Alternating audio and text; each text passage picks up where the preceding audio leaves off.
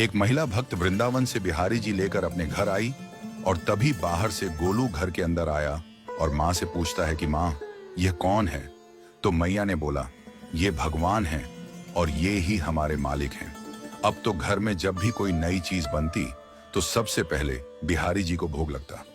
पहले यह सब चीजें गोलू को सबसे पहले मिलती थीं। इससे गोलू बहुत चिढ़ने लगा और मन ही मन ठाकुर जी को कोसने लगा। एक दिन गोलू की माँ काम पर जाते समय बोली, गोलू, यमुना जी से मटके में जल भर कर लाना। जब गोलू पानी भरने के लिए जाने लगा तो जाते जाते बिहारी जी को कहने लगा, खाने के लिए तो सबसे पहले तैयार रहते हो, लेकिन काम तो मुझे ही करना पड़ता है। अगर यहाँ रहना है तो काम करो। कहकर गोलू यमुना जी से जल भरने के लिए चल पड़ा। गोलू जब यमुना जी में जल भरने लगा तो उसने देखा कि यमुना जी के अंदर बिहारी जी विराजमान हैं और कह रहे हैं, ला गोलू, घड़ा हम भर देते हैं। गोलू उनको देखकर हैरान हो गया और बोला, नहीं नहीं, मैं अपने आप भर लूंगा। लेकिन ठाकुर जी ने उसके हाथ से घड़ा ले लिया और भरकर घर ले आए।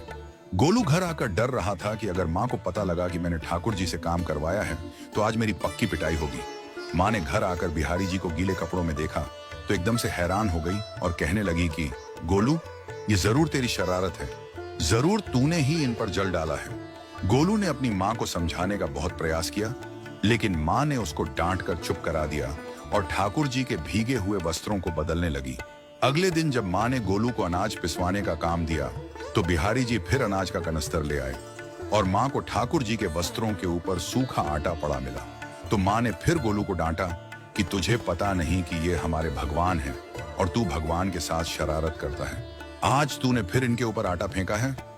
तो गोलू शपथ लेकर कहने लगा, नहीं माँ, मैंने कोई शरारत नहीं करी है। ये तो मेरे हाथ से गेहूं का कनस्तर लेकर खुद पिसवा कर आए हैं। गोलू की माँ आज बहुत गुस्सा हुई।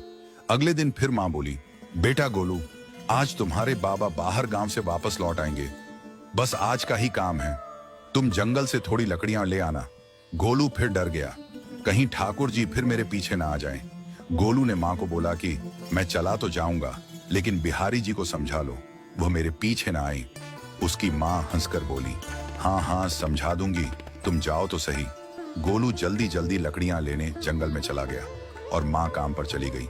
लेकिन उस दिन माँ काम से जल्दी वापस आ गई और देखा बिहारी जी अपनी चौकी पर विराजमान नहीं है। वह तो एकदम से घबरा गई कि कहीं गोलू की शरारत तो नहीं। वह भागी भागी जंगल की तरफ गई। तभी उसने देखा कि गोलू के साथ एक इंसान लकड़ियों को लेकर घर आ रहा है। गोलू की माँ यह देखकर हैरान हो गई कि यह तो बिहारी जी हैं। ये क्या हमारे भगवान हमारा काम कर रहे हैं? इसका अर्थ गोलू ठीक कह रहा था। वह जल्दी जल्दी भागकर ठाकुर जी के पास गई और लकड़ियां उनके हाथ से लेते हुए उनके चरणों में गिरकर रोती हुई बोली, हे बिहारी जी, ये आप क्या कर रहे हो?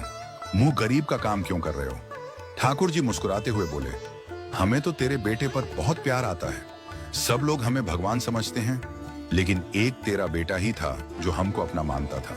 अपना मानकर वो हमें डांट भी देता था, हमारे साथ गुस्सा भी करता था, और जो हमें एक बार अपना मान लेता है तो हम उसके मान के लिए उसके ही हो जाते हैं।